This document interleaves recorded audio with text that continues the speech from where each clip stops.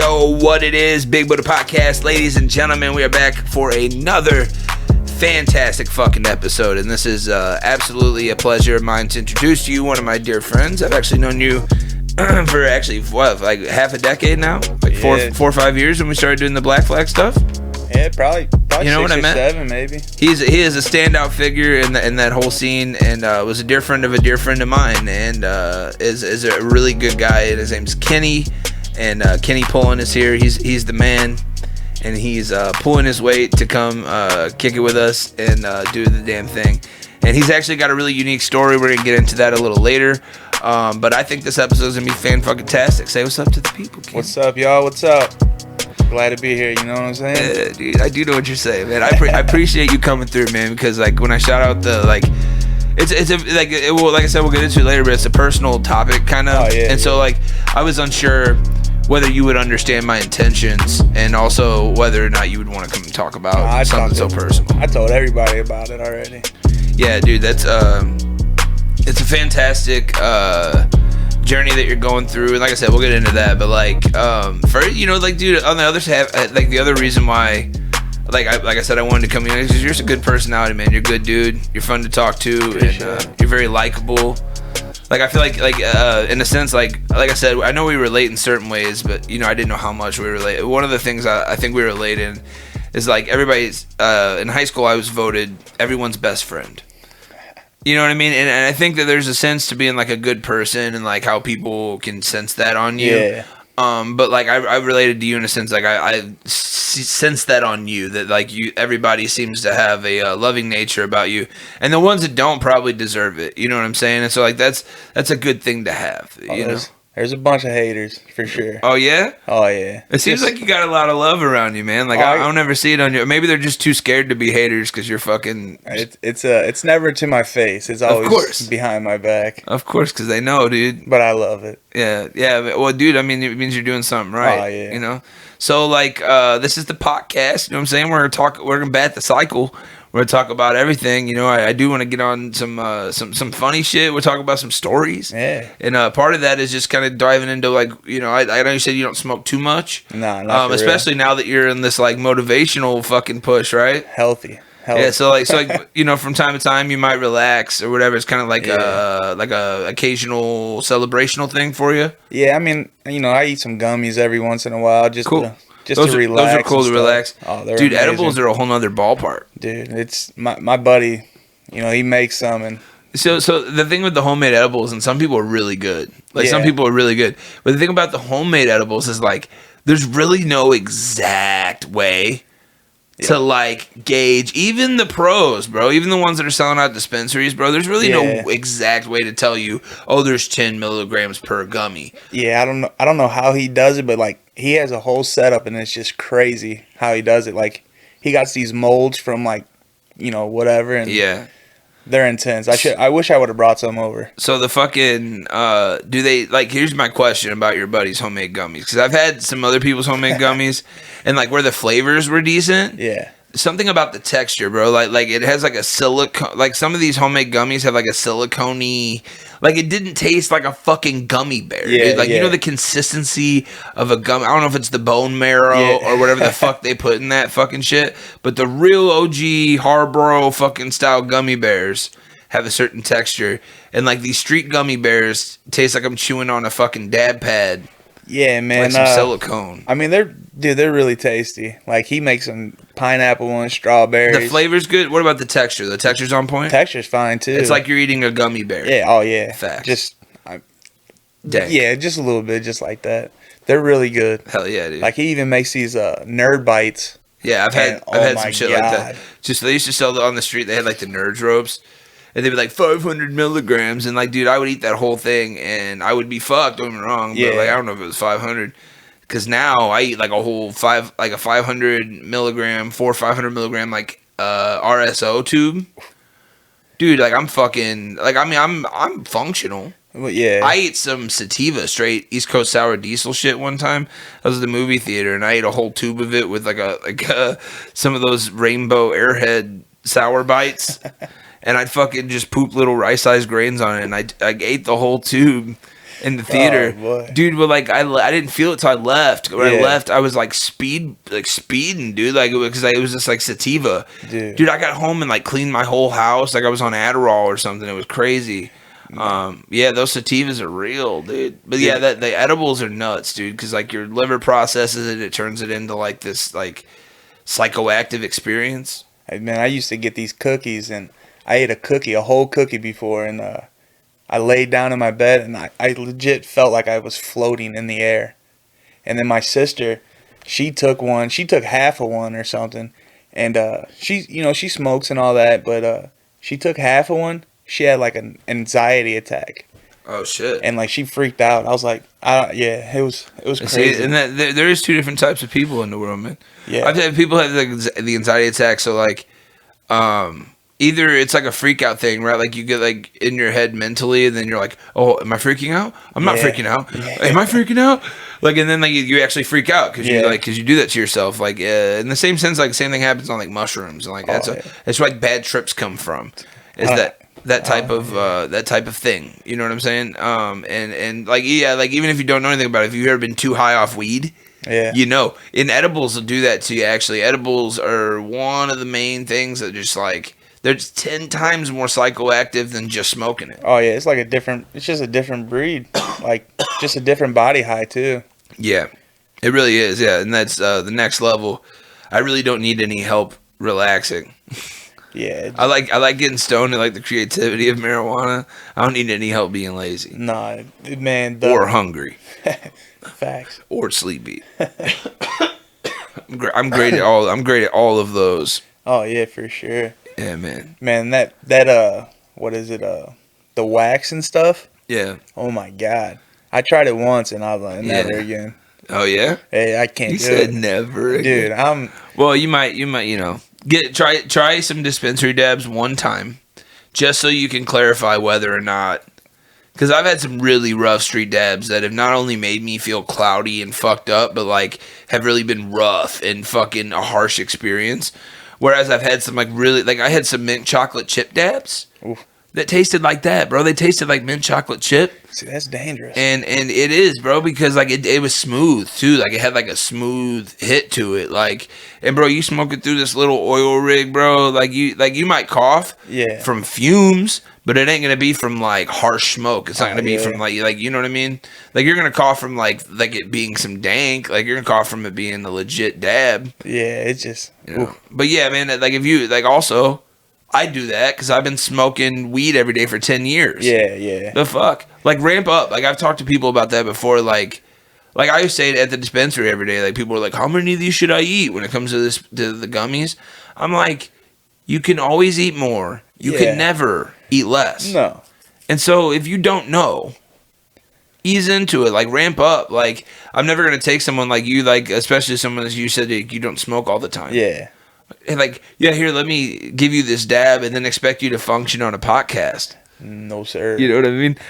We'll roll a joint or whatever, but I'm not going to fucking, like do whatever, and I just think, I don't know. I appreciate you being here, man. Fucking, I think that it's going to be a good conversation. Oh, yeah, did you fucking ever, you said you were like heavily smoking at one point in your life? I mean, not heavily. I mean, kind of, sort of. Like weekly? Yeah. Okay. So like not daily, but no, it was never daily. Like I never woke up and just had to do one. But like I think that's where I went wrong. Yeah, every day waking up. Well, I mean, I embraced that. I embraced that that mindset.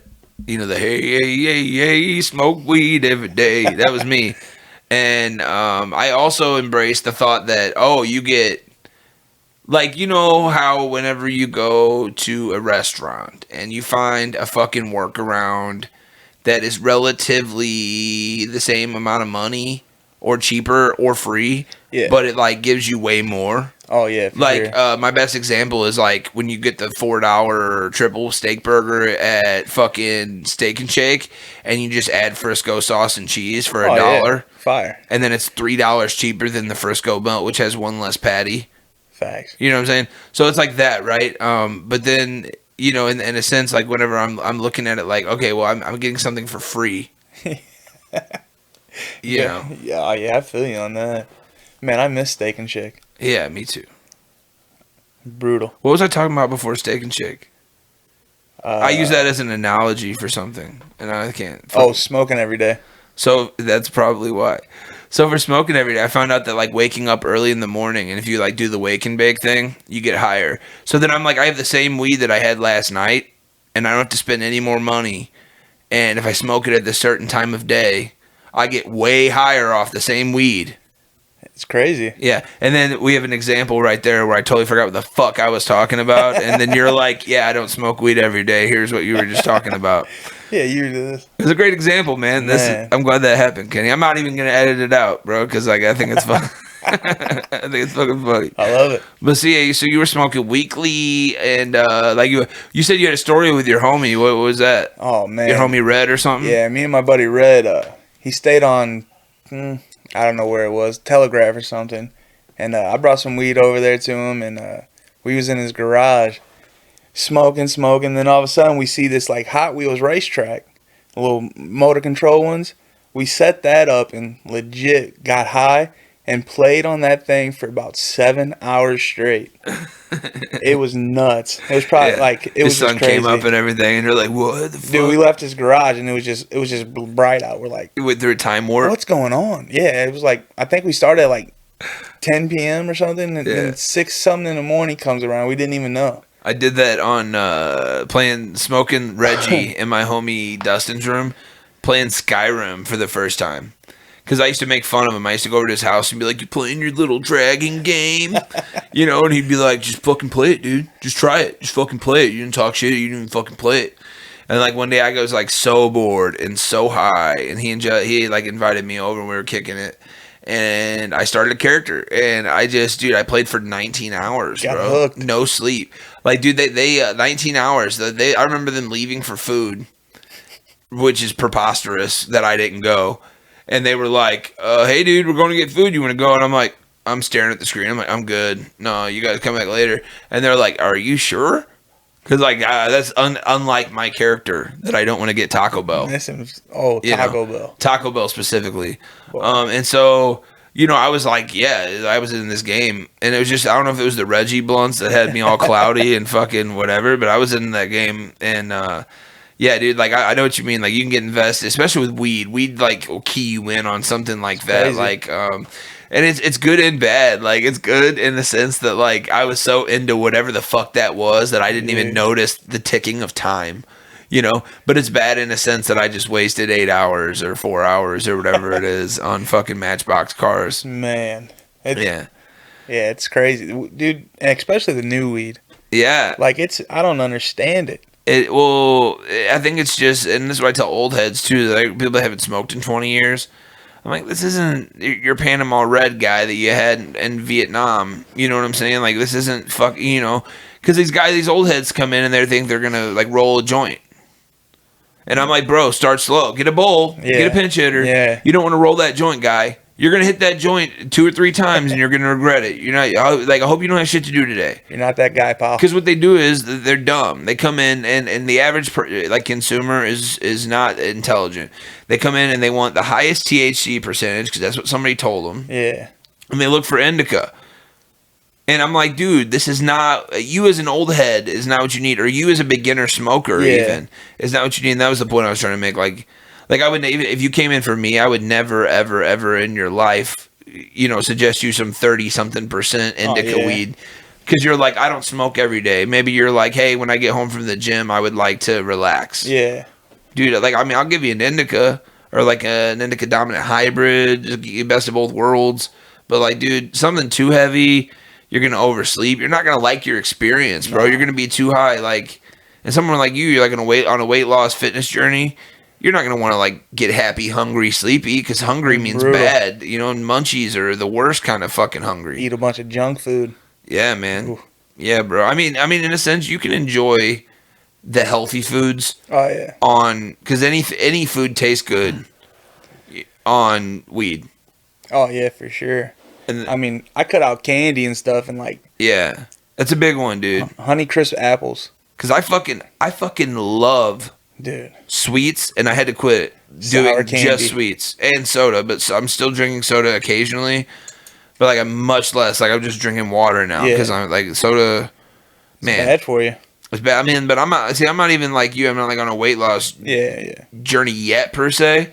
I've definitely been like keeping an eye on what because like I for the longest time I didn't love myself. Oh yeah. And so it's hard for me to care about. No, I feel you. It's hard for me to like want to better myself when I don't even like find value in myself. Yeah. So you know, like when I don't love my, you know, and everybody else can say like, oh, dude, you're this, you're that, or whatever, or even I love you. Yeah. And like while I need those things, the reassurance and the love more than ever, I couldn't give that to myself. No, yeah, I feel you. It's hard to get inner peace, man. It's due to a long time of just like we were talking about before we started the mics, just like growing up. Oh yeah. With that mindset, dude. Like there's a society kind of trains you in a sense. And I'll bring it up just because like we were talking about it before, but like, you know, like bigger guys, and I don't want to just say guys. Bigger people in general. There's something about us like we'll end up being super smart or really funny or like just like really like you know creative or like there's gonna be some like because we have to sharpen all of our other skill sets because attractiveness and fucking good looks and you know just being like a handsome person. Or like wearing nice clothes, like all of that shit's not available to the average fat kid. Dude, it's hard. It's brutal. You had to go to different stores and stuff. Yeah. None of the popular brands and stuff ever made sizes for big. Nothing people. Bigger than 2X. Oh my god. You'd be lucky to get a 2X. Oh my god. Yeah. It's just brutal. Yeah. And even these like there's these the weightlifters and stuff that I follow on Instagram and all that. They have clothing, and they're big dudes, big buff dudes. Their clothes go to XL. Yeah. It's like, how are you gonna, you know? Yeah, you almost make it hard, right? Like those are the people that need workout gear the most, or the people that are unhealthy, and you're gonna like. And I get it, because like what it sells, right? Like those people aren't working out, so why the fuck would I market it? You know, like if there's people that don't wear shoes, I'm not gonna go to their village and try to sell them some fucking shoes. You know what I'm saying? Like. If people are like not working out, then don't make, you know. And that's what society is, you know. I mean, dude, I see all types of people in the gym. If I make 5XL compression shirts, and I only sell 2 a year, you know what I mean? Like what good am I having 5XL compression shirts on my fucking shelf? Be looking like an open can of biscuits or something. But at the same time, you're in a weight loss journey right now, and like. You might not be where you're gonna be at the end of the journey, but like right now you would appreciate some of that gear that fits you. Oh, for sure. And like in high school and in grade school even, I would have appreciated some fucking American Eagle or some goddamn fucking Hollister or whatever was popular back then. You know what I'm saying? And like to that point, you know, like we had different interactions when it came to love and friendship and. Sports and other people's perception of us. Like even now I struggle with the whole being respected thing. Yeah. No, I feel you on that one. Like I feel like people like will look at me and automatically assume I have a low input of motivation or drive or inspiration or work ethic. Oh yeah. Just because of my appearance. Dude, everybody judges everybody. You're not gonna, you know. Yeah. It's just brutal. Have you noticed that like just as like from like a big standpoint, right? Like, yeah. Like in the workplace, even like as an adult. Yeah. Well, and then half the time, you know, like if you do something, they look at you like, "How did you do that?" It's like, "Hey, I'm just big, you know. Doesn't mean I can't." Yeah, I'm not a fucking retard. Yeah. Like, you know, like don't underestimate me. Like, I hate that, bro. Like, I literally, it literally like burns my blood. Oh, with a passion, I hate it. Yeah, absolutely. And like, because I've always felt like I had to like get over that hump or like prove myself, like not even prove myself. I wanted to be as good as the skinny kids. I wanted to prove that I was as good as the skinny kids at everything, sports, all that shit. And I felt like I did in a lot of ways. Like I had my moments. You know what I'm saying? I mean, it wasn't until I like accepted myself and like tried to like do that shit. Yeah. Once I found music, really, when I was like 15, I was blessed to have found it so young. Oh yeah, that's awesome. But everything changed after that. Like I switched from sports to music, and like everything had much more meaning to me. Yeah. You know, but like when I was relied on the perception of others, man, life was hard as a big dude. Yeah, I feel you on that. I mean, you know, even basketball. Like I love basketball. Me too. And then like, it's my favorite sport. Just schooled them. Yeah. They're like, oh, dang, you're so big. Yeah, and they get mad. They get mad. Oh my god. They get mad. They hate it. They try fighting you. Crossed up by the fat kid. Yeah, for sure, man. I've had several PE classes that have, you know, in that same realm of just because I did something good and you know, or like we even did like boxing, after school boxing, and I like boxed up one of the other fat kids, but he played football and I didn't. Yeah. And then he came to school like, oh, you said everybody you kicked my ass. I was like, well, I did, but like, let's not get into it. You know what I'm saying? Like, I don't know. Some body boxing. Yeah, man. People always love trying to body box me. Well, and they pit the fat kids against each other, like, and I felt that way against him and the other fat kid. And it wasn't that we didn't get along. All three of us got along. Even now, like, I'm friends with both of them. Yeah. I mean, or I'm acquaintances with both of them. But there was always like something like I was always like, I'm trying to be better than those two because I'm like the better of the fat kids, or I'm the best looking of the fat kids, or I'm king fat kid, the best dressed of the fat kids. Yeah, exactly, dude. And like I think everyone else would probably get a fucking hysterical laugh out of that concept because it's like being king of shit mountain. You know what I'm saying? Because like you get nothing. Like imagine like winning an Olympic gold medal and then they're like, oh yeah, but it's just plated because we couldn't afford the medal. And it's not really yours. I have to like take that back. Yeah, you gotta take it back. Because that's what it is. Because like we don't get like perks. It's not like I like got girls because I was the best fat kid. Fuck no. I mean, I got friend zoned hard as shit. Yeah. And like that whole concept of like, because I like, you know how like whenever you're not allowed to like victim blame unless it's someone that got friend zoned. Yeah. Because like if a person got friend zoned, then it's selfish of you to have expected anything from that person in the first place. And how dare you say you got friend zoned? Yeah. Because you don't have the right to feel the way you felt about, you know, and like I was like, okay, well, you know, we can all have it, you know, and I think in relationships, even back then, like communication's key.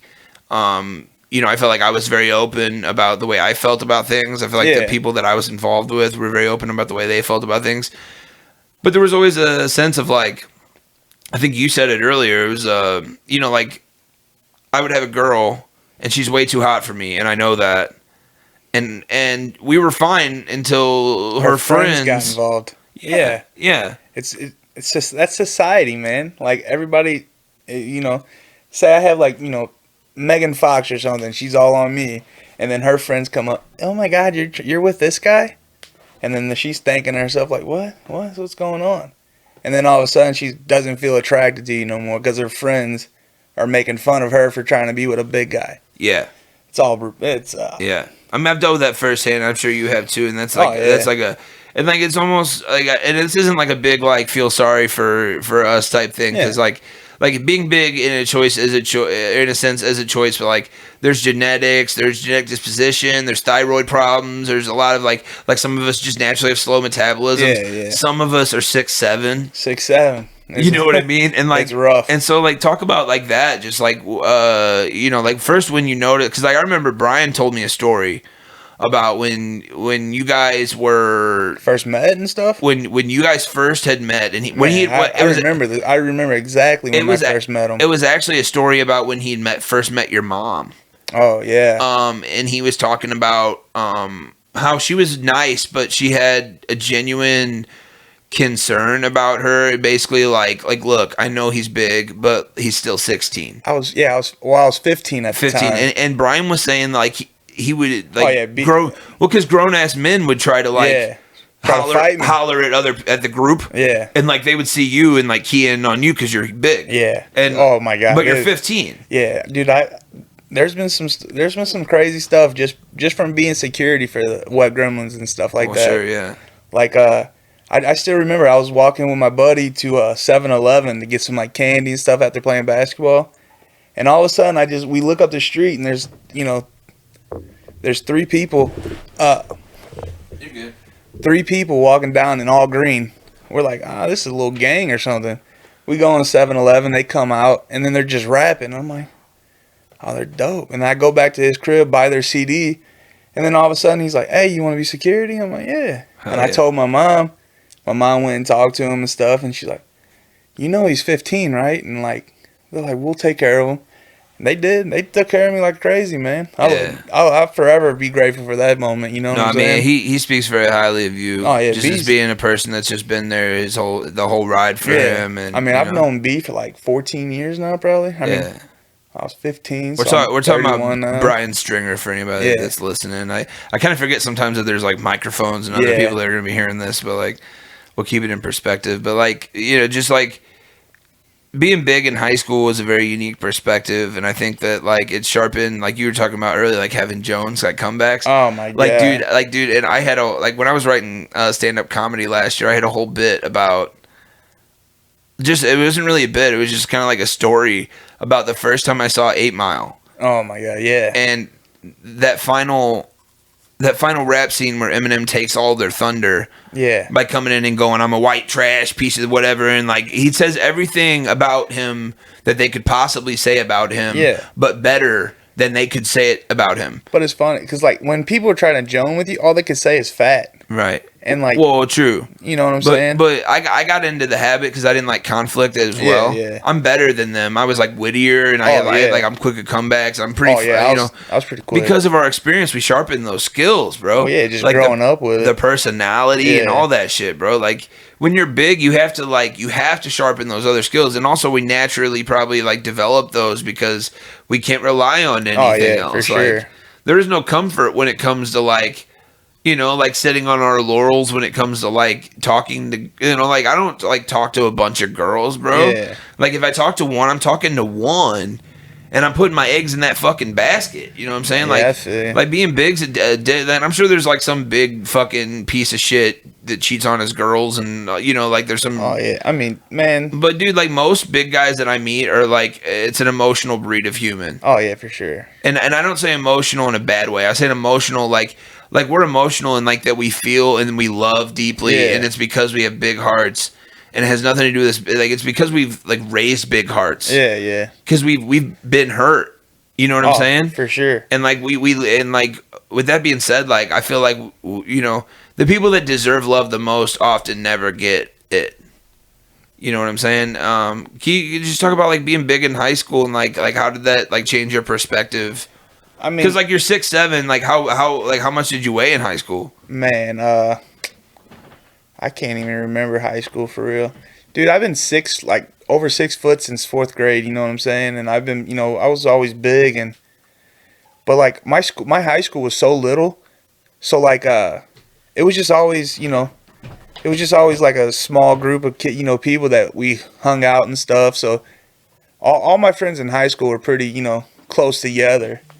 So like that was all, all good and stuff like that. But like, I mean, I didn't have no problems in high school, but like outside of high school and like, around my area, my block and stuff like that, had, different beefs and stuff like that with people just. I mean, I'm sure you noticed naturally things like people begging you to be on the football team, and and just how a difference in how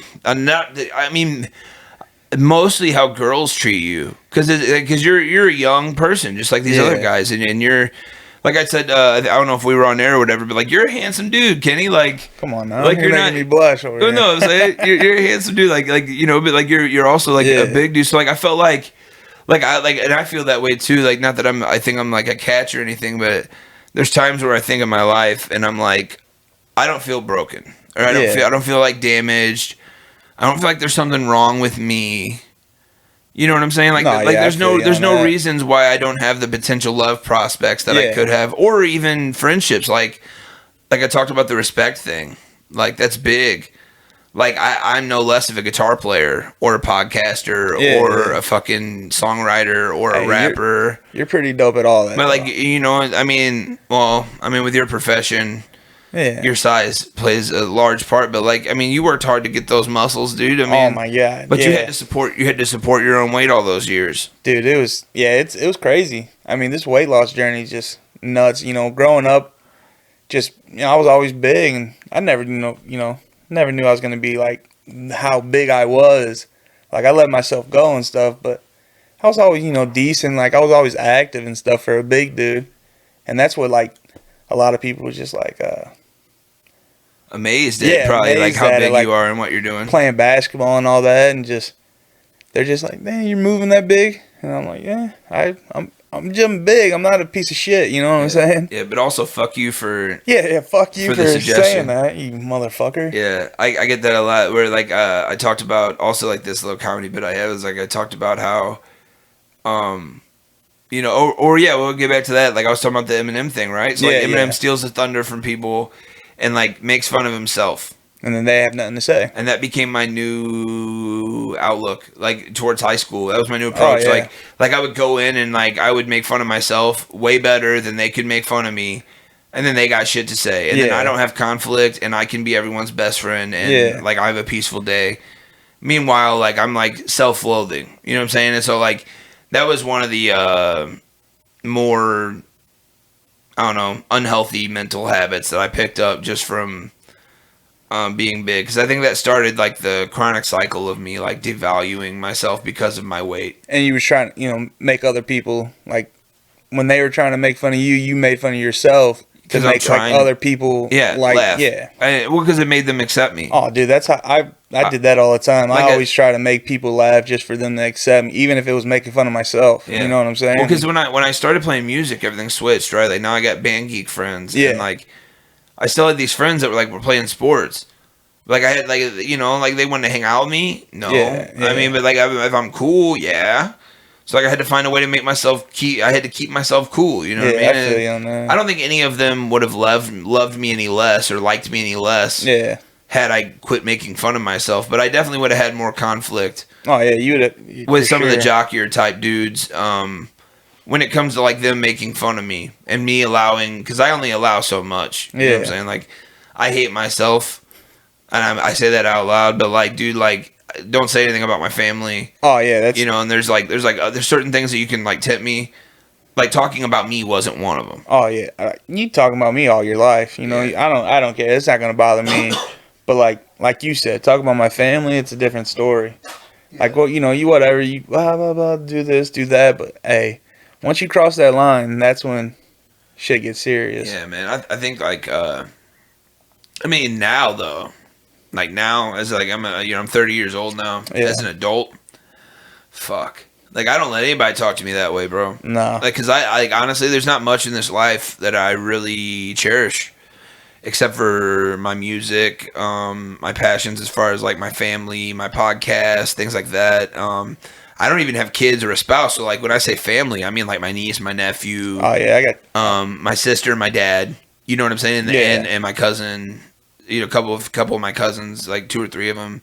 And that's about it, dude. Like I don't really have a huge extended family. There's nothing like it's like a some people have like a huge support system. And that's amazing, dude. Like and I'm not saying I wish I had that, but like, dude, like some people have it, some people don't. We're all dealt different cards. Everybody has their own background story, for sure. We all don't. It's not an equal race because we all don't start at the same spot. No, not at all. You know, just how you fucking come to life. You know what I'm saying? Just however you go. So that, you know, that being said, like while there were downsides, like I felt like I achieved. I definitely got with a few girls that I probably shouldn't have gotten with. It's in the long crazy. run, like, you know what I'm saying, just because to be honest, like those girls that gave me a chance and then found out later that their friends would judge them for it still gave me a chance. Yes, for sure.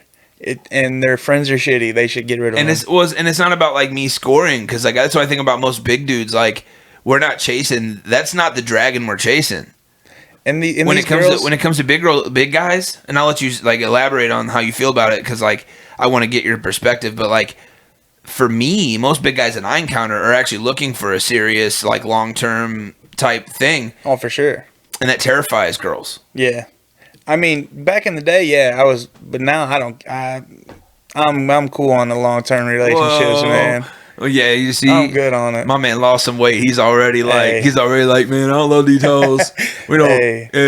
Hey, the DMs are crazy once you start losing weight. Crazy. Yeah, hell yeah. Well, it's because you see you in the gym every day, my guy. Yeah, that means they're shallow. What'd you say the other day? Daddy got a neck. It's over for y'all. Daddy got a neck. It's over. Yeah, it's fucking hilarious. Come on now. So like, how much did you weigh when you started your weight loss journey? I was 550 pounds last July. Yeah. I'm 4'11" now. See, and so he says that, and people are listeners are like, holy shit.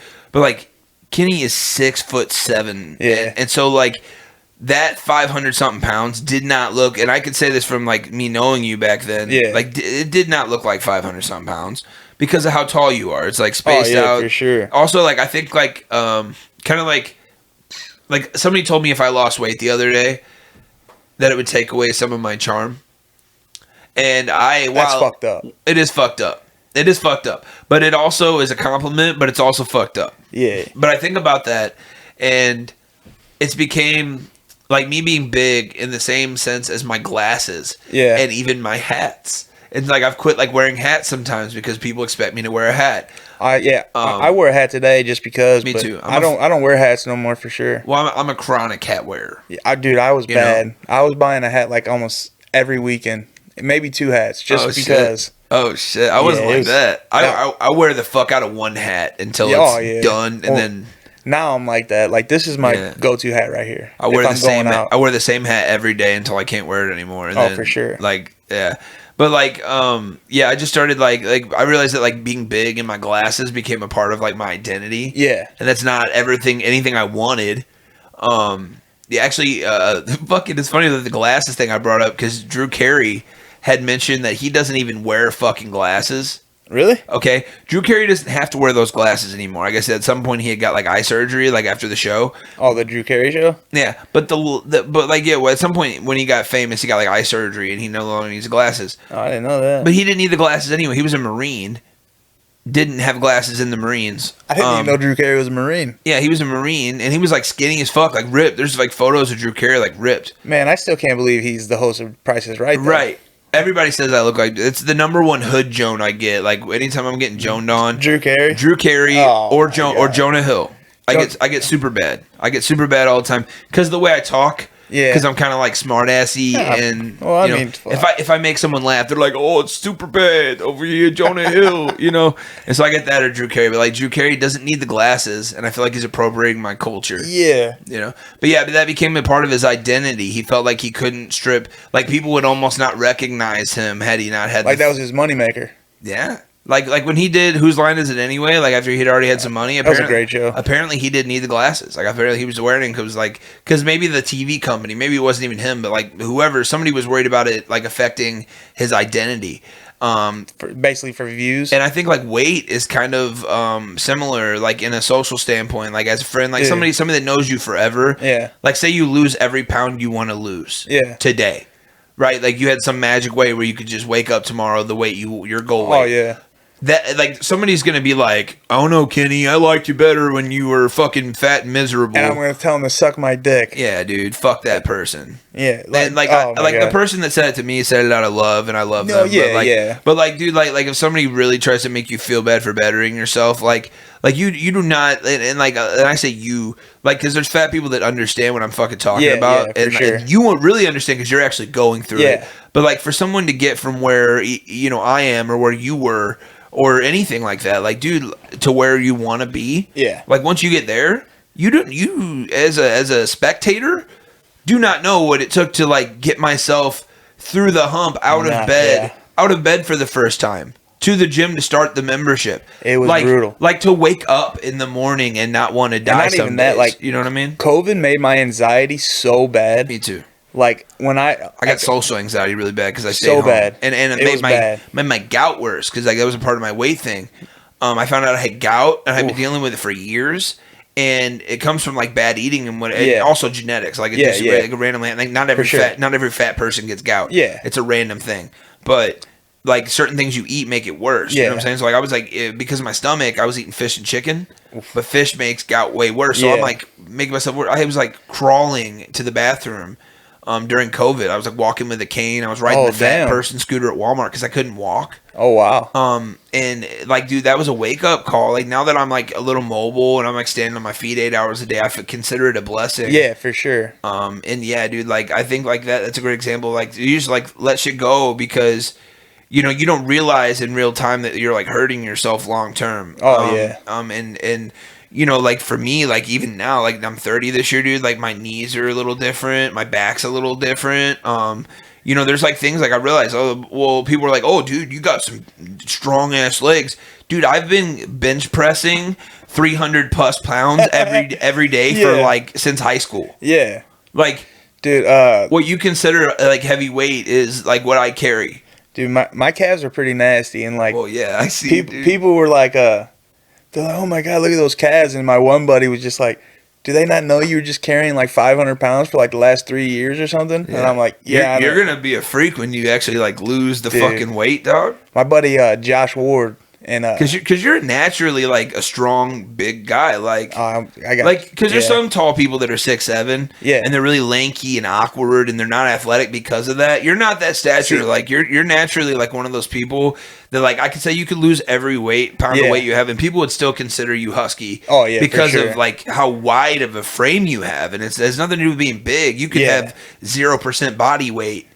Or body fat, and it'll be fucking like you're still gonna be a big guy, dude. And I'm gonna be big regardless. You're gonna be a monster, dude. And like my buddy Josh, he wants me to try to do weightlifting. Well, and I'm like, man, I think once you lose the weight, you're gonna like want to do something with the extra skin. Well, he was just saying I was like, man, I don't even understand regular gym still. I was like, you want me to go to a different powerlifting thing? You're already powerlifting. Yeah, that's what in your job, you like set up stages. And oh, dude, I can't wait till that comes back. He does some crazy shit, like setting up for concerts and stuff, and because he's a big dude, so I can carry some pretty big heavy things. Some heavy stuff that we do. It's intense, man. People don't understand that either. It's like we go in the morning, set it up. They do their concert for like an hour. We go back and take it all down. Damn. And people don't understand. You work twice that day. Pretty much. Sometimes, dude, there was this time we do wrestling sometimes there. I went in there. We got off of work one day at 2 a.m.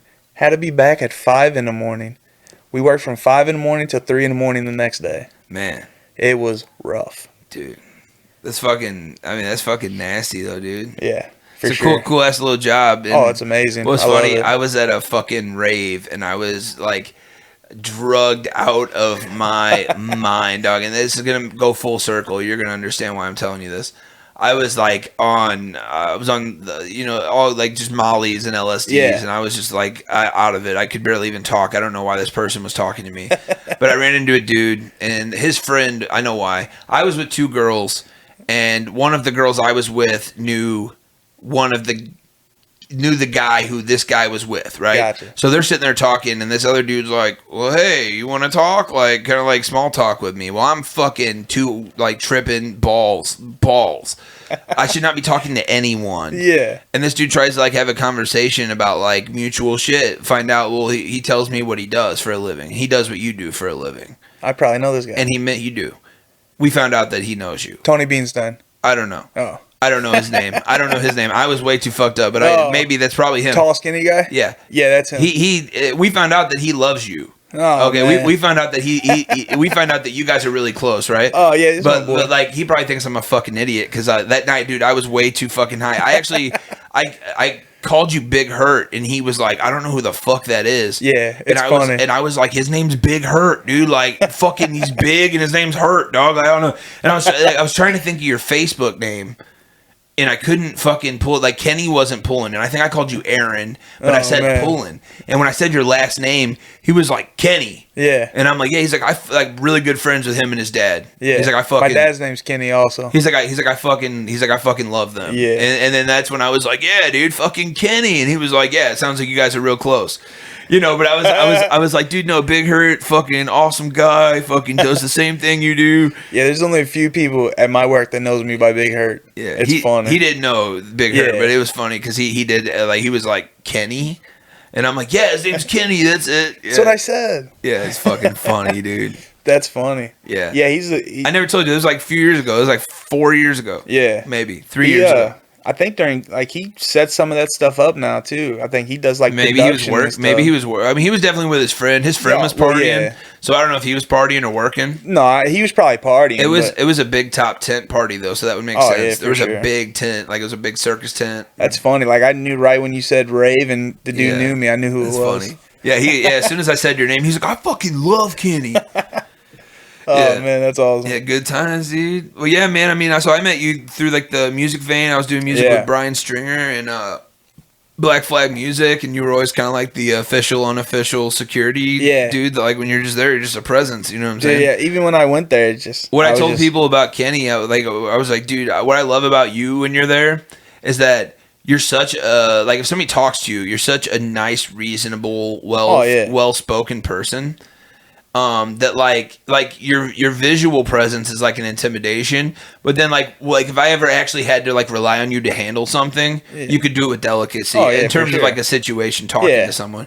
That's something that like not a lot of big guys have, is that delicacy. There's a lot of like, you know, like a lot of guys that are 6'7" act like they're 6'7". Well, yeah, they think they're, you know, they always had that mean mug on them, and I'm just always smiling every time you see me or something. The nicest dude, man. Yeah, I mean, much love, Kenny, man. Hell yeah, dude.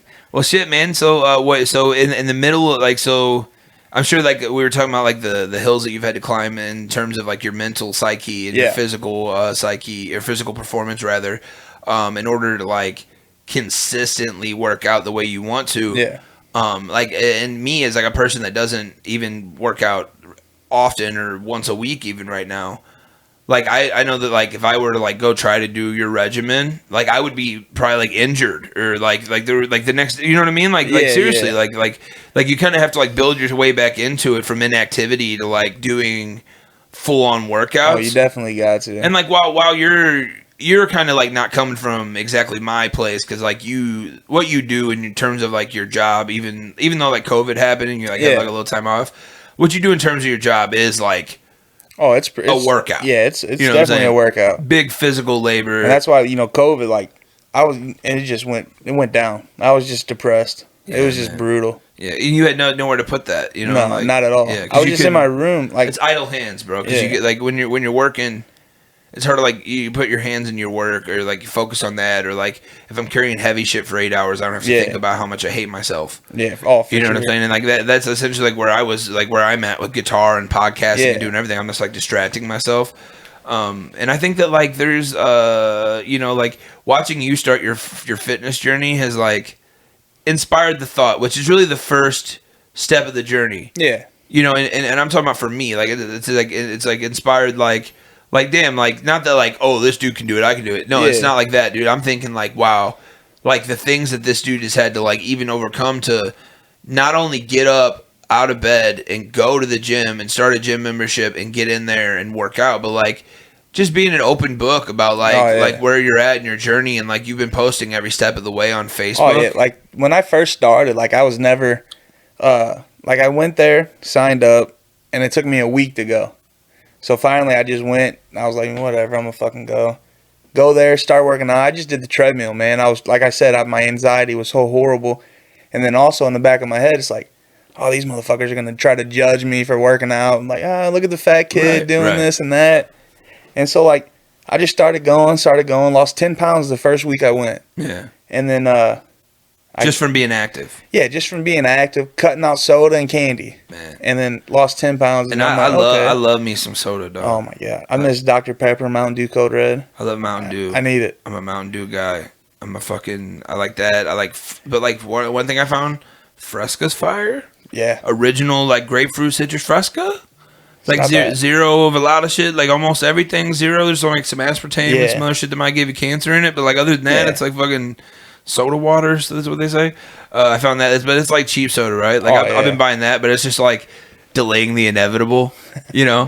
Like, I need to quit soda altogether, and now I'm sitting here like tiptoeing. I'm like, oh, it's just Fresco, it's got zero, whatever, you know? But I'm still drinking soda, you know? So, like, I just need to fucking cut the umbilical cord, dude. Dude, Body Armor Light's so amazing too. Body Armor's fire. Yeah, like, it's just fire. That's another thing. If I'm like wanting something like different or something like that, I go Body Armor Light or something like that, or just, they're really good.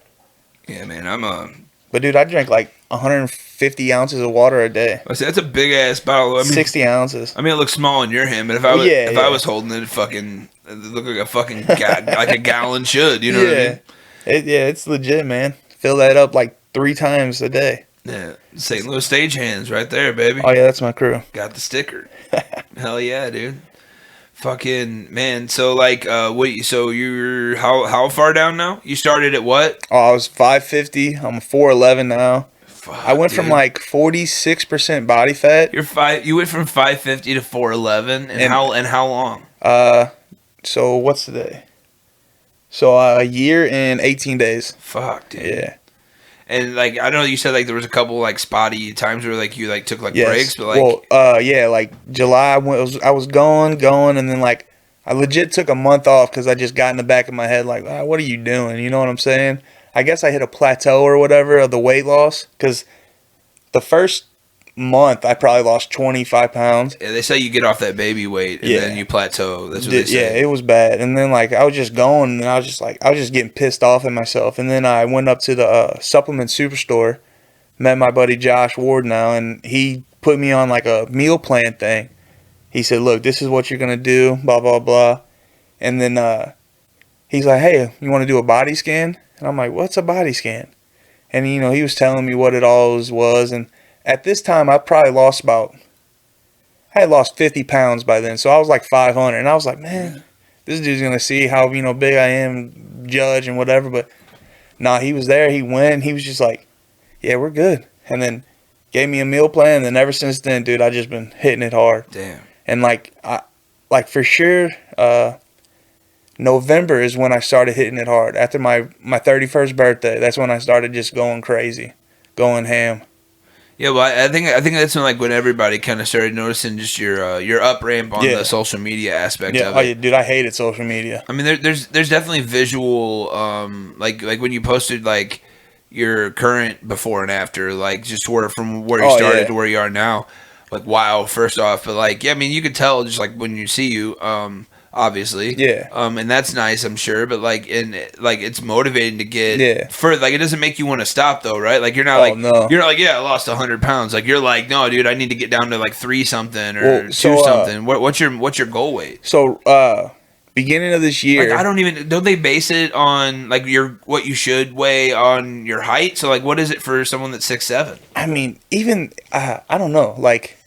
I think even 6'7" people, like, it's so weird that when they base stuff off of, because they're like 150 pounds. You know what I'm saying? You're like, no way. My bones weigh 150 pounds. I have 100, whatever, like a muscle. The body scan shows muscle. I have 171 pounds of muscle. Yeah. So it's muscle. Like, yeah, it just makes no sense of how they can judge somebody. So like, if you're 6'7" and you're supposed to weigh 180 pounds. No way. And if you're 185, you're considered obese.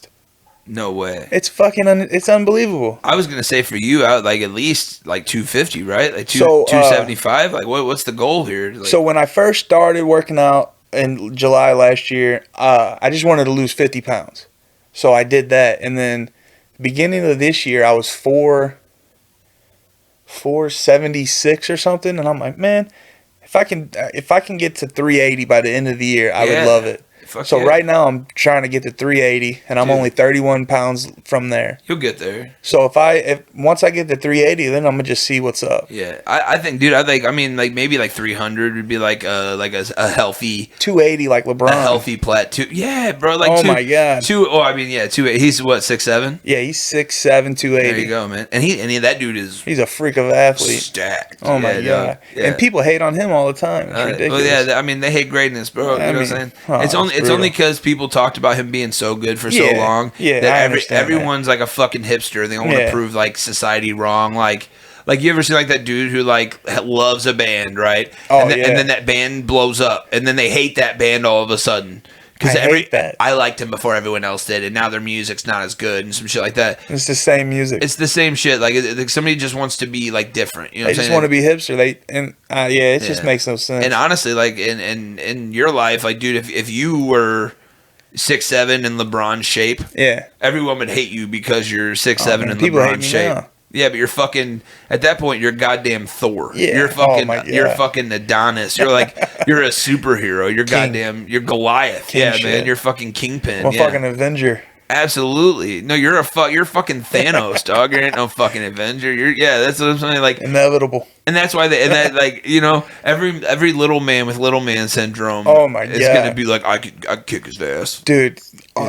Speaking of that, like every time I went to the bar, when I used to go to the bar all the time, there was always just some dude just like mean mugging me. Like, For no reason, because you're the like, big guy. Come on. It's the fucking the prison yard thing. Like, who's the big guy? Who's like I'm just here trying to kick it, play some pool, throw some darts, and you're trying to fight me. It's like, come on, dude, I'll flick you and you fucking fly. These are chihuahuas of people. Oh my god, ankle biters. Yeah, the fucking ankle biters. Man. Oh my god, they're brutal. They are so brutal. These fucking Midwest Napoleons. Yeah. In these fucking bars out here. You know what I'm saying? It is just. Yeah, just because you're big doesn't mean you want to fight. That's what, dude. I hate fighting, but if I have to, I will. Yeah. But I can't. Fighting's not gonna get you nowhere. Yeah, like God help the person. Like yeah, they can run from you. Don't let me get a hold of you. Yeah, that's I'll just run. I'll come punch you and then I'll run. That's cool. I'll stand here all night. You keep coming. I don't. Well, and in the same way, like you want to fight that way, like bro, like if I get a hold of you, I'm gonna sit on you, and I'm gonna do whatever the fuck I want to do to you, dog. Like Roy Country Nelson did to Kimbo Slice in MMA. Because me fighting you, I'm not gonna solve anything. Well, me fighting you fair is me giving you a condition. Yeah.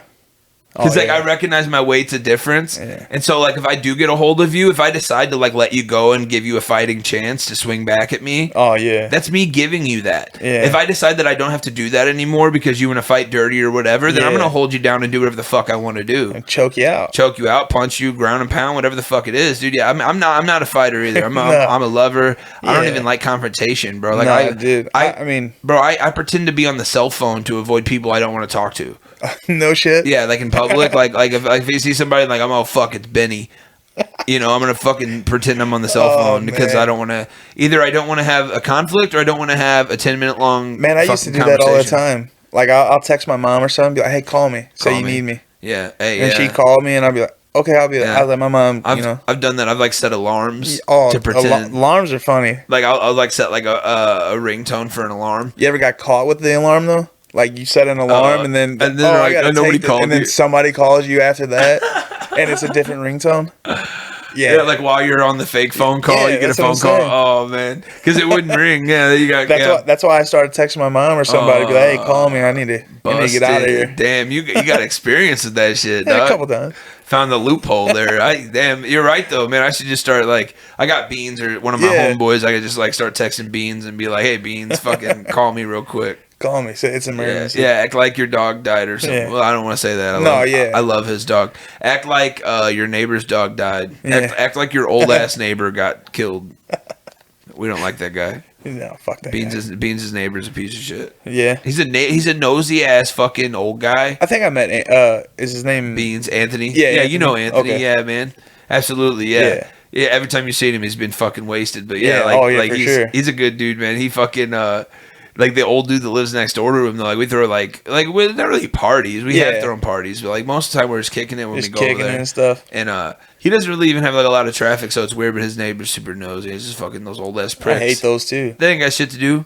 They said so like they're in everybody else's fucking business. Yeah. So I'll be like, dude, pretend like your neighbor died, and then call me because I'm trying to get out of this work meeting, or this fucking Tinder date's lame, or it was a guy. Catfished. Yeah, I got catfish. I mean, we stayed for the meal and the conversation.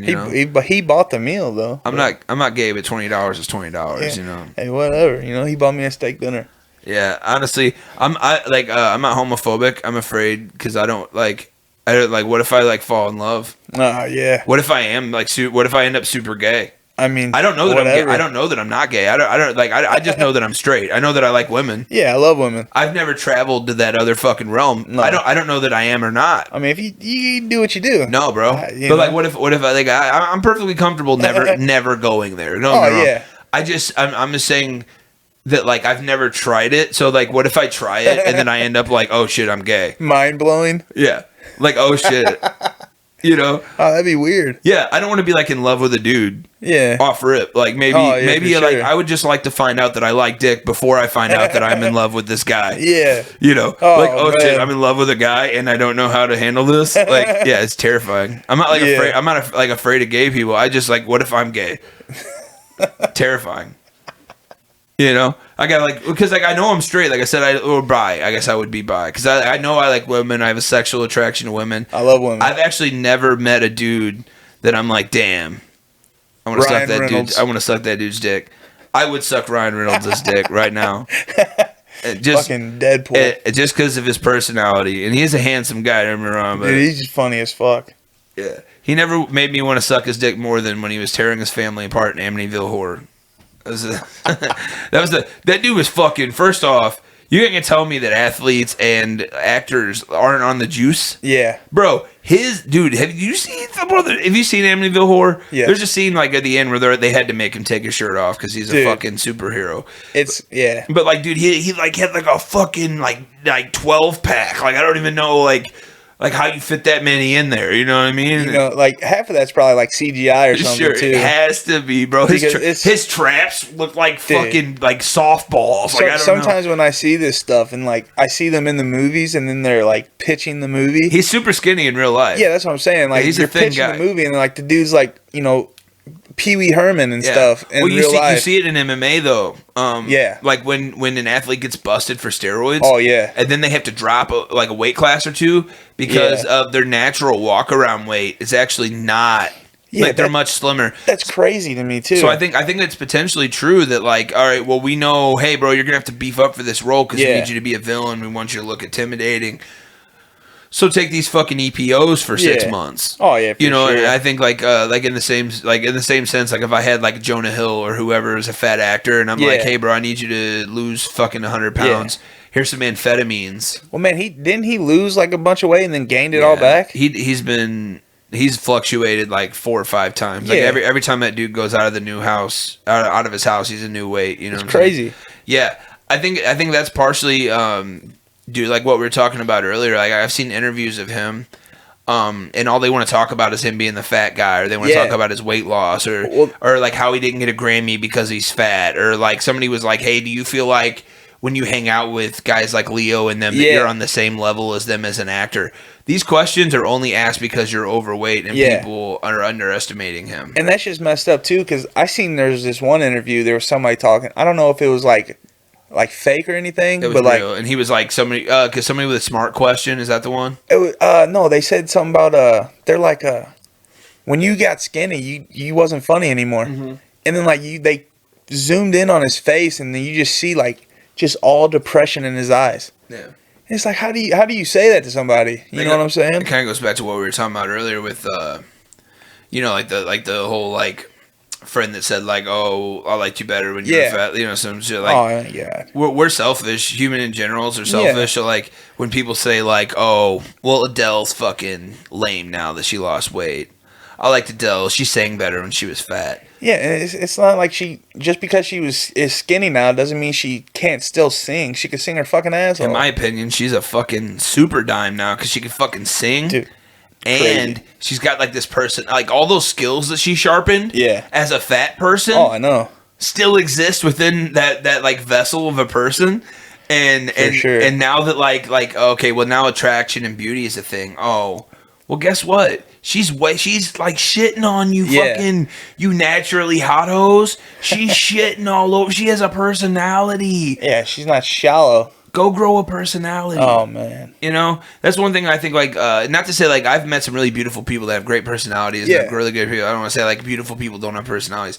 I'm saying like as a typical experience, you don't have to work as hard on sharpening certain skills, including personality and humor, and other things because you've naturally had things given to you in a situation where like, oh, well, he's natural. Like if you're an actor and you're naturally handsome, obviously that would benefit you. Or if you're like a really attractive dude and you happen to play football, well, yeah, you're probably gonna end up banging one of the cheerleaders. Like, there's like, you know what I mean. So like, there's like certain things like getting you attractive, like get you in the door. Whereas to like me being the fat, pudgy kid in class, like if I bang one of the cheerleaders, it's a much bigger issue because not only have I banged her, but now she has 5 songs about her. Yeah, and I'm in love with her, and we're getting married. Married next week. Yeah, and and I, like, you know what I mean, like. Because, you know, and the quarterback's going to bang her, and next week he's banging the fucking hot goth chick from, you know, Spanish class. So it's like, there's a difference in, like, the perspective, man. And I think, like just you being the person that you are, like, you're such a nice, humble, like, good, fun-loving dude. Yeah.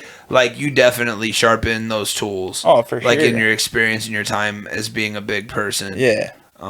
And like, so like, what are you looking forward? Like, what do you like? Obviously, like, I mean, you're not like looking forward to like, oh, changing who I am. Like, I'm the same Hoosier. Like that's what I love though. Like, I'm gonna be the same person regardless of what I am. Yeah, dude, that's good to hear, man. I mean, like mental state though. Like, you got to be like feeling better. Like, the mental state, it just like my mental game just got strong. Like, legit 3 months ago, maybe. Yeah. There's this 75 Hard program.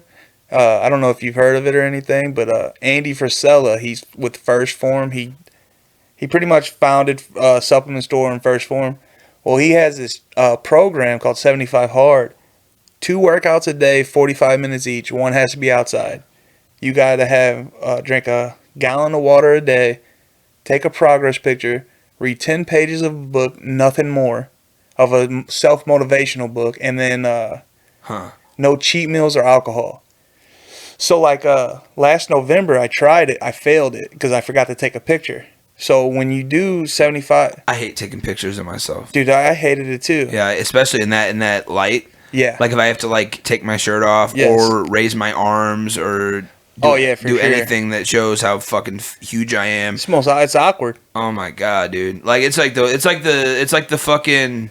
You know how like fat chicks do like the high to the right angle to like get rid of the fat, like the chin. I would much rather have some like abstract photo of myself. Yeah. Where like it's like my eye or like my head like off scale, like it's like an artistic photo. Oh yeah, for sure. I would rather appear artistic and have shitty photos than to like have a full fledged like here's what I actually look like photo. Yeah. You know, in your sense though, like you're laying it all out there, dude. Like if you're taking these weight loss like fitness photos. Obviously, I want to see the areas where we're going to see progression. Oh, yeah. Like, there is no, like... Well, and also, like, that 75 Hard program, it got me to the point where it's like, fuck what people have to say. Because no matter what, people are going to judge you for if you're doing good or bad.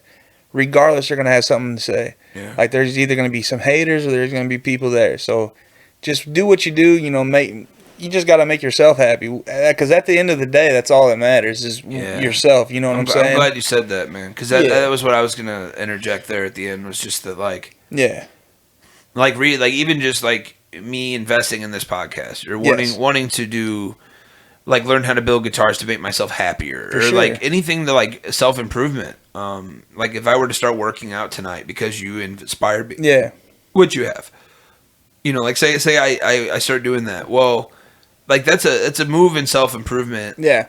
Due to me being worried about my well-being, and that only comes from self-love. Oh yeah, for sure. I will have never reached that bridge, which I'm not on the bridge. I'm still like tiptoeing. No, yeah. I'm dancing at the entrance to the bridge. I see the bridge. I have found the bridge. The bridge is there. I know it exists. It is made of solid materials, and I can cross. And I have I've measured it, and I know everything about that fucking bridge except for like how long it takes to cross it. You know what I'm saying? And I'm out here like dancing on the edge of it. But since I can see the bridge, I could say that like, dude, it's nice to see you like at least crossing that bridge. Oh yeah, for sure. I mean, I'm gonna go till when I can. You know what I'm saying? Like I'll still, regardless if I set a goal, I'm gonna do it, and then I'm gonna still keep going. Well, I mean, you don't want to like it's not like obviously you want to motivate yourself, but it's never like I don't want to do anything that like I don't want to do. So like if you're mentally feeling better and like you working out has like provoked you to like want to go work out more. Oh, it's one of my happy places. Like, dude, that's the biggest hump for me. Yeah. Like that I fear, to be honest with you. Like from sitting from an inactive point of view. Yeah.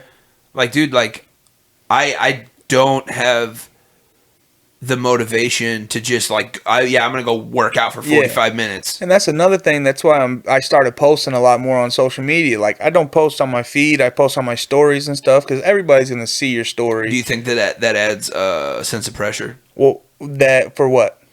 Like societal pressure. Like in a sense, like I am like by showing you, like now you have a means to hold me responsible. Well, not even that. The reason I post is like there's been so many people that like have hit me up, and there's a lot of people that came to me and was just like hit me up in my DMs and like, hey, I just want you to know I just got a membership just because of you. I seen you doing this, and that that means a lot to me. Also, is like I mean that's why we're here. Yeah, not only that I'm motivating myself and making myself happy, that I'm motivating other people too. Because at the end of the day, I want to see everybody succeed, no matter what. If you did me dirty, I hope you do. I hope you're the best. You know what I'm saying? Well, that's when winning when like winning is deserved. Yeah, like that's when you know you're winning. Yes, it's when you find a way to like I'm happy. Like even my enemies, bro. Oh yeah. Like I have to like show you the same courtesy that I expect, right? Yeah. Like if you were my enemy in my past, you're not directly affecting the way I live or my family, and I have no reason to hate you now.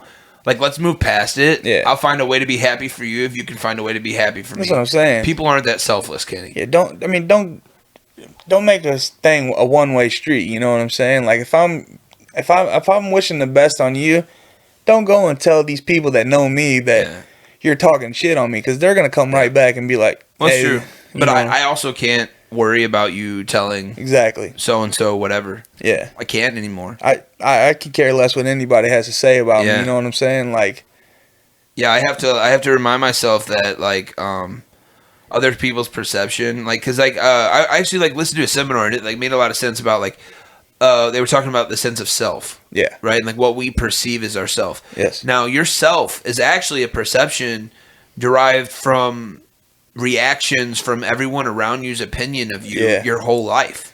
And so like while like there are insecurities that exist from just being a big person and naturally like going through these experiences of like like getting hopeful and then getting friend zoned every time. Oh yeah. Every time. You know how many girls I love deeply even now, like I love them as a person and I would like go out of my way for them, that feel like I'm a brother to them. Oh, for sure. And maybe that's true. And then there was other girls like that got romantic with, and then like they want to love you in a sense, in a way they want to love you in a way that's unfair to you. They want you to give them the emotional and like real like love support that they should be getting from whoever is giving them sex. Should be also giving them all of those other things. And then like I'm also giving you rides and being your therapy and your shoulder to cry on and your rock and your fucking emotional place, and I'm the guy that like takes you to dinner and makes you feel special. You know, but then you're banging the dude that like barely talks to you and has a wife and whatever. Treating him like shit. Facts. Or like beats you or is a drug dealer or like borrows your car or whatever the fuck it is. Like, you know what I mean? And I don't want to talk about that. I don't want to rag on women, but like there is a certain experience that you gain from just being a big guy. Oh, for sure. And I think like just defeating that. Well, there's a lot of girls that they feel comfortable around, a bigger guy just because like they feel protected. That wall's down. You know what I'm saying. You think it's a security thing? A lot of my really good homegirls, like they even say, like I have a lot of homegirls. You know what I'm saying? Like some of them, like I would bang the shit out of some of them, but but the other ones are just like, that's just my straight. I mean, when you say that, like it's a bit like where like it sounds harsh, but like what he's saying here is like there's genuinely beautiful women. Yes. And I could see myself with any beautiful woman. Yes. Especially one that I connect with on a personal level. And if I know some beautiful people that also happen to have beautiful souls, I could be in love with that person. Oh, for sure. I think that it like in any fit or handsome or attractive young man that would maybe take the limb to like be like, oh well, maybe she'll like me, or hey, maybe I'm gonna take a pass at her. Like they don't get criticized for taking that pass or taking a chance or being cocky or shooting a shot. But a fat dude that tells a girl that he loves her and then like gets told that he's a brother and whatever, or like maybe her friends have made her feel that way, that person gets shamed when he says that he was friend zoned. Yeah. Because of that. And I think that that's a very real thing, because like defeating that moving forward as an adult now that like I'm not as influenced by everyone's perception, I still have that in my head because of my definition of self is based on what I've experienced in the past. Oh yeah, for sure. And so like moving forward, when I go to like as a fat guy to go talk to a girl, I have to have no expectations, like none, like not even. Like none, Kenny. Yeah. Like, and I'm sure you recognize that. Oh, yeah, for sure. Like I have to have less than no expectations. I have to make sure that like not only do you not think that I'm attracted to you, but I have to go out of my way to make you feel like I'm not attracted to you. Yeah. And I have to recognize that it's wrong for me to have this attraction to you because it's a selfish thing. Yeah. Because I'm a big guy. It's like I feel like the Beauty and the Beast, and I'm the beast. Yeah. I'm the beast that's like it's unfair for me to ask you to love me. And that's what's messed up too, is like, just because you, like, there's been some females that I go talk to and they think that I'm just trying to hit on them and stuff. Yeah. I'm just trying to mingle and stuff. Like, yeah. I'm not going out my way to just try to. But like, also like the courage that it took for me to get there. That's what I'm saying. Then you just shut me down like that, thinking because I'm, this isn't a numbers game. Yeah. For me, if I'm a big guy and I did, like, I've thought about talking to you for like 2 weeks at least. Yeah. Like, there is no, like, sudden fucking... I've talked about this before, like, when it comes to sex. I talk about, like, how promiscuous our generation is. And it's so true. Like, I feel like free love is love, and different people are different. Like, some people have a high sex drive. Cool, go do that. Like, some people are cool with their person that they love banging another dude in front of them. Like, they're swingers that do that all day. They love it. I'm cool. I don't want to knock you. Yeah, do what you do, but that's not my style. But no, man, I'm like, I believe in a type of love that, like, I feel like I deserve or feel like that, like, exists in the world, and it's not like a selfish thing. I just think that like not like most fat guys are on an emotional journey. Yeah. And they're looking for it's not that I've been like looking for love or like looking for some girl to hang my burden on. Yeah. I'm looking for a genuine experience. Just trying to vibe out. That has been denied to me from society. And for me, I have to have ownership. Like, I'm fat. Yeah. I fucking ate the fucking Twinkies. Yeah. I ate the Taco Bell. Hey, man, I'm going to be honest with you. I hate Twinkies. I do too. They're not my fave. I will say that, like, when they took them away and Hostess went away. Oh, yeah. When Twinkies came back, they smacked. Oh, I mean, I haven't had one forever. One original Twinkie, fine. More than one, you start tasting the flaws. You know what I'm saying? Like, one tastes good, two, you're kind of like, Facts. Yeah, like, it starts to taste processed after, like, one or two. Yeah. But, like, when it comes to, like I did that, you know what I'm saying? Oh, so, yeah, like, for it's like, sure. and, like, I, like, while I was active, I played sports. Like, maybe my metabolism didn't move as fast, or, like, like, my thing was, like, I ate, like, two dinners a day. I would come home from school. I would eat at my grandma's house. I would go home and then eat dinner with my family. So I'm having 2 dinners. I have lunch, 2 dinners, and then I would go to bed. Yeah. You know what I'm saying? And then on top of that, my dad's fat, my grandma's fat, my grandpa's fat, their family's fat, diabetics on both sides of my family. It just exists, bro. Like, there are genetic dispositions that exist. But it is my fault. I have to have ownership of my size. I have to have ownership of that. But that being said, society doesn't have the right to treat me like less of a human because I'm fat. Society's horseshit. Dude. It's just... Everybody wants, I don't know. And, like, I always hear all this body positivity shit when it comes to females. And it's not that I don't want to shit on females. Because, like I said earlier in the podcast, all the girls that gave me a chance and then found out that their friends wouldn't allow them to give me a chance still gave me a chance. Yeah. Like, they all still felt the way they felt for me. And, like, whatever, like, whether I was in a relationship with them or whatever, like, whatever they felt was genuine for the time that it was there. You know what I'm saying? Before society's perception came crashing in like the fucking Kool-Aid man on crack or whatever. You know, like before society took their toll, you had a genuine connection or a feeling with me. Exactly. And it had nothing to do with my size. You know what I'm saying? And, like, that's the person. Until their friends came over and started saying something. Yeah, and that's the person I want to know. And I feel like that's not highlighted in enough society. And like, the fat shaming thing, it only works for guys. You can fat shame guys all day. Because guys aren't allowed. No, they're not allowed to have emotions. You're not allowed to feel. It's not cool of you to have your feelings it's like, hurt. You're fucking. Yeah, you got feelings. Especially you, right? Especially you, right? Because you're 6'7". Oh, yeah. You're over 400 pounds. Yes. People just expect you to have, like, a general toughness about you. Exactly. I'm fucking, I mean. Like, bro, like, oh, fuck those bitches, dog. You're 6'7". Like, why are you 6'7", nah, dude. Bro. You don't understand her eyes, bro. You're a grizzly bear. Yeah, you don't understand. Yeah, but I'm her teddy bear, too, motherfucker. She was nice to me, dude. Yeah. She said hi. She was nice to me. No, just. Yeah, she said, I mean, bro, but that's how it starts, right? And, like, I don't feel sorry for that either. Like, I don't feel sorry for that. Like, people talk about, like, a fat dude's, like, fall in love easily, bro. Like, look, bro. Like, I'm looking for an opportunity. Yeah. And, like, your opportunity is sex. Yeah. So if you look for a girl that's easy so you can get a one-night stand. And that's fucked up, too. I'm looking for an opportunity for a soul connection, for some type of, like, romantic like I said, it's just whoever you vibe with. Yeah, bro. If your vibe and connection is with somebody, don't let your fucking friends fuck that up for you. Yeah. Don't let society fuck, The message here, ladies, is that... What's up? Hit my DMs. He's not looking for anything serious. Yeah, I'm looking for something long term. No, he'll write you songs. This isn't the fat guy raffle. But we're sitting here, But my thing is, ladies, like if you got someone that you genuinely have feelings for, and you're like maybe skewed by the perception of someone else, don't be like you could be turning down. I have a song where I talk about like we won't know the result. I don't say it in these words, but like we don't know like the results on like roads we don't take. Mm-hmm. You know what I'm saying? Like routes we don't take. We don't know where that road would have ended. So like if you don't take a chance on someone that you could find as like a genuine love interest, I don't give a fuck what they look like.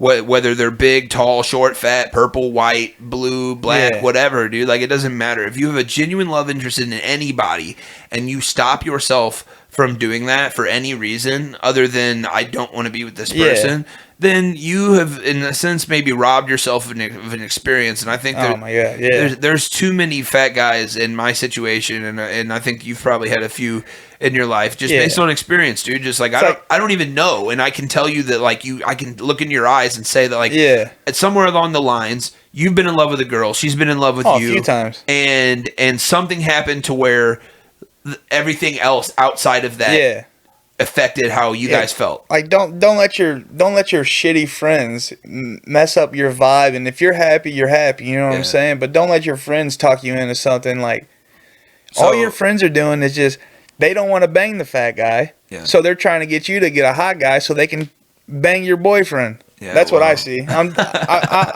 stop it on that one. That's the theory, kidding. I see it. I just see it too many times. I'm just saying. I'm with it. I mean, it works in my favor, so I'm gonna go with that theory as well. Yeah. It's Google it. It's facts. Skinny guys are deceptive, and it's only but like there is a sense to like a hot girl goes to any bar in America and decides that she wants to have sex, period, will probably accomplish that goal. Facts. A fat guy goes into any bar in America and decides that he would like to find a girl that has a crush on him. Potentially. Or like maybe find a new love interest. Yeah. It's about the same as me fishing for catfish in a swimming pool. You know what I'm saying? Because like me sitting in a bar by myself, being huge or fat or whatever, is not something that's going to pull in any demographic of lady. Also, I'm not a predator. I'm not the type of dude that's gonna like go out and like I'm not like picking up girls. I'm not them creepy ass dudes. I've always resented that. At you at the, You ever like had friends that come like, hey, we go pick up some chicks? Yeah. I've always resented that. The fuck are we hunting? Like, do you have like, are you like rubbing your wife's urine on you to like go pick up other girls? Like, what the fuck are we doing here? Come on, man. Like, is your wife in heat? You're rubbing her urine to like pick up hoes, or like, what's the like? Are we hunting? Is that what we're doing? Like, we're hunting? Yeah. What are we doing here? Because like I've always resented that because I'm not a fucking hunter. I'm not a predator. I'm not like I guess it's because I'm not. Maybe it's because I never had the option to be. Yeah. Maybe that's the truth. Maybe that's why I'm not a promiscuous piece of shit, like a cold-hearted person. Maybe that's why I put way more value on personal physical connection.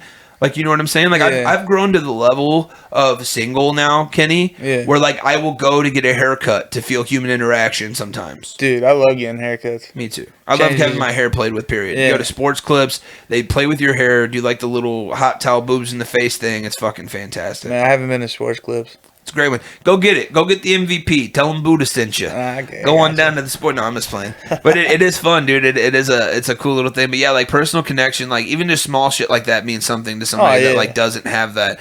And so like you could like have like a fat friend that you think is normal. And like and honestly like the whole like he might be the funniest, wittiest dude in your group, and like you think nothing's bothering him because like the whole crew rats on him or rags on him because he makes fun of himself. So it's easy for you to do it. You might think that that's true, and you might think that that person's okay. But that person's not okay. That person's not okay. Like you think he's cool because no girl wants to be with him. That's not okay. Everybody has their different demons, man. Yeah, that's why back in the day I'd just start making people was making fun of me, and then I go here, and then if I see people starting to make fun of me now, it's just like, well, what are you dealing with? Like you can try to make fun of me all you ain't gonna break me. Well, man. you said it earlier, like all they got's fat, or like whatever, like bro, whatever you fat's over, whatever you're coming fat with, as hell. Whatever. Yeah, well, you're ugly as fuck too. I can lose this. I heard. You know what I'm saying? Carter Farter was a big one because my last name's Carter. My last name's Carter, so like in grade school, they'd be like Carter Farter. What the? Or like back there, Fatso was a big one back then, or Cartman. Yeah, Heifer. I was called Cartman. You remember Cartman? Well, yeah, South Park, Cartman. Yeah, I got Cartman a lot too. Yeah. Cartman, stuff like that, But I never acted like Cartman, so I was never like, I was a jokester, but I wasn't like malicious in any way. Yeah. I wasn't an asshole. I should have been, to be honest. Like I was way too nice. I was way too nice, and like it wasn't until my junior year of high school where I stopped taking shit from people that like I noticed that, like in a switch in how people started treating me a little bit. Because most of the years, like I would just allow people to walk on me because I didn't value myself, and I'm even like now I'm to the point where like I'm even growing from that, right? Like I feel you on that. Still talking about self love even now. Like like I noticed back then I had no self love, No, I feel you. You gotta. I feel you on that one. Well, dude, I got much love for you, my guy. Same to you, and brother. I'm super fucking proud of you and your weight loss journey. And I just like it's super. And I know you've heard it in your DMs, and like I'm just telling you now, it's super inspirational. Oh, yeah. It's the whole reason why you're here, and I'm super glad that you accepted to come on, and it's been nice to like catch up with you and shit too, dude. Oh, it's amazing. Been too fucking long. I mean, like I haven't even rolled a joint, dude. We've been sitting here fucking just like enthralled in this conversation. But I feel like we connect on a lot of levels, man. Oh and it's based on that like human experience of just being big in a small-minded society. Like everybody hates on the big people. Because like while it's a shallow thought of me to feel like I deserve a beautiful girl. Yeah. Like, what is beautiful? It's subjective, right? Like, that's a definition that I have. Like, that's what I'm saying. Like, who I find beautiful, like, you might not find hot at all. Like, and that's another thing. It's like you can see this girl right here is beautiful to you. So, like, when I say beautiful, I'm not being shallow. Yeah, that's what I'm saying. Like, it's all however you vibe with somebody. You know what I'm saying? Well, here's the thing, bro. I've always said this in terms of like being in a band. Yeah. You can play guitar like Eddie Van Halen. Yeah. If you're an asshole, I don't want you in my fucking band. Facts. Okay, and so in the same sense in my dating life, like you could look like a fucking Victoria's Secret model, but if you're a personality if you're a piece of shit, if you're a bad person, I think what Nipsey Hussle said it right, with like body like a Coke bottle, but like your personality flat or something like that. Yeah, like that's the. Well, and that's another thing. Like you can see like right now, if I walk out this door or something and there's like a beautiful lady, walking up, I start talking to her and then her personality's just shit. Facts. That beauty's gone. I'm uninterested. Yeah. Like, and whereas like maybe. It's like, what do you have going on for you? Maybe like a person, like a guy that can relate to that, like maybe a young, like physically attractive guy that has also had that experience. That's also maybe a little cold and like looking for just like a fling. He'll go talk to that angry MILF and he'll end up anger banging the fuck out of her. And like they might have some great love-hate relationship, but that's not me, bro. Nah. Like I need love. I need you to be nice to me. Like I'm delicate. I'm a fucking flower, dog. like for real. Like I'm big. You know what I'm saying? But I'm a flower. Like on the inside, like dude, like I really do. Like I don't need to be babied, but I need to be loved in a sense. Yeah. Like I need to, because I want to give somebody that. That's the thing. Is like I don't expect anything that I don't want to give, and I know I can give that. I have the biggest heart, and I can sense it in you, and like and like whoever. It's like, dude, I feel like being lonely with a big heart is like having $1 billion that no one will accept. For sure. And like one day, somebody's gonna get rich off all this love. Yeah. Somebody's gonna get this heart. Somebody's gonna get this heart and this D. You know what I'm saying? And these cuddles, though. Hard. On these big teddy bear cuddles for the rest of their lives. Except for in summer, because get the fuck off me. Yeah, I'm way too hot, bro. I sleep with a fan on in the winter. Got to. Because I sweat balls. You got to. Yeah, I'm glad I sleep alone right now, because like I'm a great cuddler, but it's like 3 a.m. Get away from me. Yeah, if I wake up in the middle of the night, like we're getting some separation going. You know what I mean? But yeah, dude, I appreciate you coming on, bro. Oh yeah, all and day. Just sharing the human experience with us, dog. Oh yeah, I love it. And doing the dang thing, man. It's been a pleasure, my man. And fucking, if you got anything you want to shout out, dog, I know I got you on social media. Like, I don't just want to plug your Facebook because I don't want a bunch of randoms adding you. But I don't care. Add me. His name's Kenny Pullen, and Kenny Pullen III. If you'd like to follow him on Facebook, you please do. Just search him. If you got me on Facebook, you can just add me. I'll tag him and stuff in this post, and you can follow his weight loss journey, man. Sure. It's truly inspirational. I'm glad to hear that it wasn't just me, that you have people in your DMs, because it's truly profound. Like, not only coming from anyone that loses that amount of weight, or that's actively losing that amount of weight. Because that was a big thing. Like, I wanted to catch you in the middle of your weight loss journey. Because, it's pretty much the middle right now. That's what I mean. You're still going. Yeah, I'm legit still just getting started. Like, you still go through those mental battles? Man, the mental battles, for real, no. Like, because I feel like that'd be the biggest hurdle that I would have to defeat with myself. That was the hardest part. Like I said, 3-4 months ago, probably 4 months ago. That's when I just started, going crazy. Like was it anger, or was it frustration, or what pushed you out of the couch for the first time? Man, so probably my nieces. Yeah. My one niece, she's about to be 1, and then my other niece, she's 3 months, and then I just had I had that when my sister told me. That's when I started going crazy. You know what I'm saying? I started I got to be here for my nieces. You know what I'm saying? Yeah, word. So I mean, that's inspirational, man. That was a big from an uncle, dude. I love my nephew and my niece. Oh yeah, they're amazing. They're like my kids. Yeah, in my heart. I mean, they live with their mom, and I'm by no means a father, but I love them like they're my own. And I definitely feel I think that, dude, that has kept me on earth. Oh yeah, dude. Their love has kept me on earth. I don't say that lightly. Oh yeah, by any means. Wow, dude. I love my nephew and niece so much. So if I was on the edge of suicide or whatever, that would be the one thought. Oh, for sure. That's the only thing. That would be the one thought that would cling. That's the only thing. And in a sense, that's the same thing, right? Cause you're looking at your size and you're thinking, man, realistically, I'm not going to be here in 20 years. No. I'd be lucky to be here in 10. I'm 30. Yeah, I'm 31. People die. Healthy people die at 45. It's crazy. You know what I'm saying? Healthy people die at 45. I'm 30. A lot of people die before 30. You know what I'm saying? So when it comes to being big, I might not be here in 20 years. I might not be here in 10 years. I might be here tomorrow. Yeah. You never know, and that's the thing. You just gotta live your life. You know what I'm saying? You gotta do what makes you happy. Yeah, man. I just think it's noble, man. Because I totally get what you mean. In the same sense, if I had a gun to my head, what is the cheeseburger to my mouth? Mm-hmm. For real. What is the soda bottle to my mouth?